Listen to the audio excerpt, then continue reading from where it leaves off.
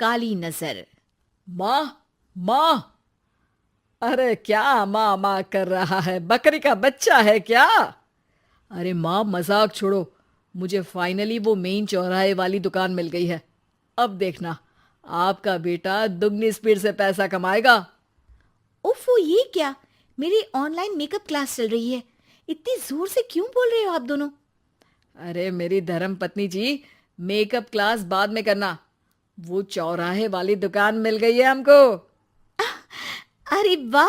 रुको, मैं अपनी माँ को फोन लगाकर बता देती हूँ। अरे मैं भी अपने रिश्तेदारों को बता देती हूँ। कितनी खुशी की बात है। हाँ हाँ, मैं भी अपने दोस्तों को बता देता हूँ। 1 हफ्ते बाद रजिस्ट्री है। बस, घर में खुशी का मौका था। उन तीनों ने अपने अपने फोन उठाए और लोगों में बात फैलाना शुरू कर दिया। और रही सही कसर, श्वेता बहू ने अपने पड़ोस में सबको बताकर कर दी। अरे वर्मा आंटी, अब हम भी जल्दी कार ले लेंगे। घर का रेनोवेशन होगा और ठाट से रहेंगे हम भी। अरे, ऐसा क्या हुआ? लॉटरी बाटरी लग गई है क्या? अरे, इस बार चौराहे वाली मॉल में हमको भी दुकान मिल गई है। दुकान नंबर 21, जो एकदम चौराहे पर है।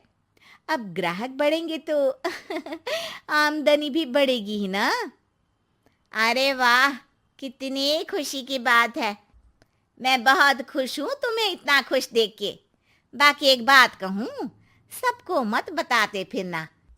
किसी की नजर लग जाएगी तो खुशी की खबर वापस लौट जाएगी। हैं? ऐसे थोड़ी ना होता है। अब डरा रही हो।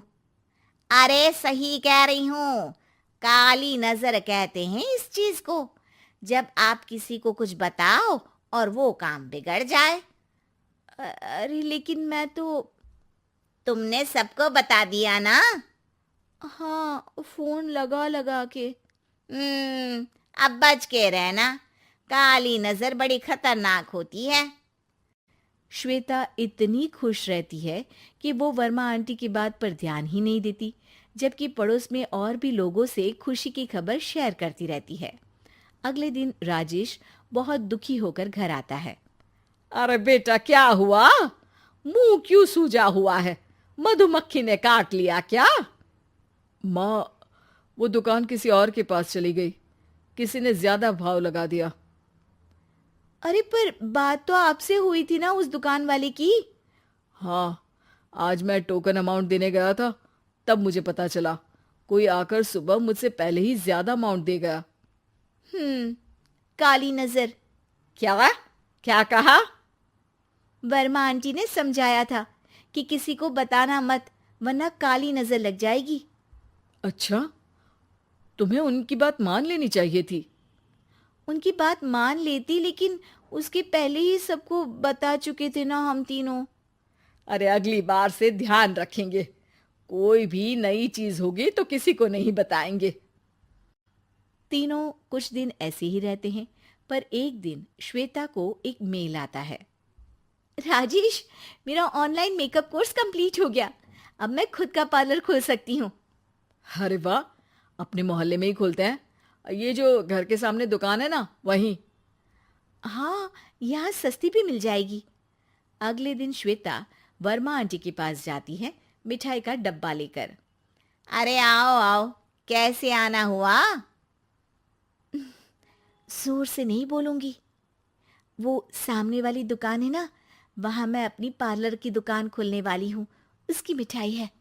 अरे वाह, बहुत बधाई हो तुमको। हाँ, मैं कमाने लगूंगी तो राजेश पर पूरे घर का बोझ नहीं रहेगा ना आंटी जी। ये तो है। पर ये बता कि तूने ये बात किसी और को तो नहीं बताई ना? अरे नहीं नहीं, पिछली बार गलती कर दी थी। काली नजर लगी किसी की और राजेश के हाथ से वो दुकान चली गई थी। सबको मत बताना। चलो मैं चलती हूँ, कल दुकान की बात करने भी तो जाना है। अगले दिन श्वेता दुकान के लिए मालिक से बात करने जाती है। अरे लेकिन दुकान तो हम कल रात को ही किसी को दे चुके हैं। कल ही? हाँ, कल ही। 2 दिन बाद कोई यहाँ पार्लर भी खोल लेगा। अब कहीं और दुकान देख लीजिए। अरे पर हमको भी तो पार्लर ही खोलना था। हाँ भाई, एक ही दुकान है, आधी आधी तो नहीं दे सकता ना मैं। राजेश और श्वेता घर पर हताश होकर आ जाते हैं। इस बार तो किसी को बताया भी नहीं था, अब किसकी काली नजर लग सकती है। सुनो, तुमने माँ को बताया था क्या? अरे कैसी बात कर रही हो, माँ की नजर थोड़ी ना लगेगी। पक्का तुमने किसी को नहीं बताया था ना? सिर्फ वर्मा आंटी को बताया था, उन्होंने ही मुझे किसी को नहीं बताने को कहा।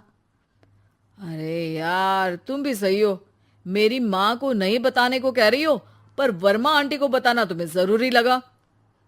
अरे वर्मा आंटी ने ही तो काली नजर के बारे में बताया था ना, वो हमेशा हमारा भला ही तो चाहती हैं। मेरी माँ भी हमारा भला ही चाहती है। अरे पर चिल्ला क्यों रहे हो? बात नहीं कर सकते क्या आराम से? नहीं आता वो आराम से बात करना, और करना भी नहीं चाहता हूं मैं। दुकान जाने का दुख गुस्से में बदल गया था और राजेश और श्वेता में बात बंद हो गई थी। 2 दिन बाद मोहल्ले में पार्लर का इनॉग्रेशन हुआ, जिसमें मोहल्ले के सभी लोगों को बुलाया गया, पर श्वेता, राजेश और माँ नहीं जाते। माँ, अंदर आ जाओ, क्या देख रही हो? अरे नया पार्लर देख रही हूं अपने आंगन से। देखो, माँ को दूसरे का सुख देखने में कितना मजा आ रहा है, मेरा दुख नहीं दिख रहा इन्हें। यहाँ मेरा पार्लर भी तो हो सकता था। अरे चुप रहो यार, हर बात में लड़ाई क्यों ढूंढ रही हो? राजेश और श्वेता फिर बहस करने लगते थे। तभी माँ ने दोनों को बाहर बुलाया। अरे जरा देखो तो, दुकान चलाने वाले का बोर्ड पर नाम क्या लिखा है? श्रुति वर्मा। गाड़ी निकाले बेटा, हमें कहीं जाना है। काली नजर का इलाज कराने? राजेश अपनी बाइक निकालता है। तीनों ट्रिपलिंग कर रहे हैं। माँ राजेश को उस मॉल वाली दुकान पर लेकर जाती है जहां राजेश अपनी दुकान खोलने वाला था। यही दुकान लेना चाहता था ना तू? हाँ, पर इनको भी दुखी करने लेकर आई हो क्या यहाँ पर दुकान दिखाकर? वहां काफी नहीं था? अरे श्वेता, थोड़ा सब्र रख, अभी पता चलेगा कि हम यहाँ क्यों आए हैं। बता, इस दुकान चलाने वाले का नाम क्या है? अनुपम वर्मा। कुछ समझ में आया? वो दुकान वाली श्रुति वर्मा, ये दुकान वाला अनुपम वर्मा, और हमारे पड़ोस में हमने उस दुकानों के बारे में बताया किसको था? अब वर्मा आंटी को। मतलब वर्मा आंटी ही हमारा काम बिगाड़ रही है? नहीं नहीं, ऐसा नहीं हो सकता, ये बस इत्तेफाक है। राजेश अपना फोन निकालता है और श्रुति वर्मा और अनुपम वर्मा के नाम फेसबुक पर सर्च करता है, जहां ये दोनों ही वर्मा आंटी के रिश्तेदार होते हैं। श्वेता को समझ में आ जाता है कि वर्मा आंटी की ही नजर खाली नजर है। अब क्या करना है? कोई भी खुशी की खबर हो तो काली नजर से बचना है, यानी वर्मा आंटी से बचना है। अरे पर मुझे ये समझ में नहीं आया कि वो हमारे साथ ऐसा क्यों करेंगी।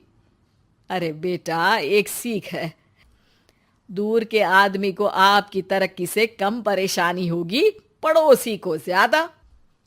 दोनों माँ की बात में हामी भरते हैं और अगला काम चुपचाप करने की कसम खाते हैं, ताकि आगे से वर्मा आंटी कोई काम ना बिगाड़ सके।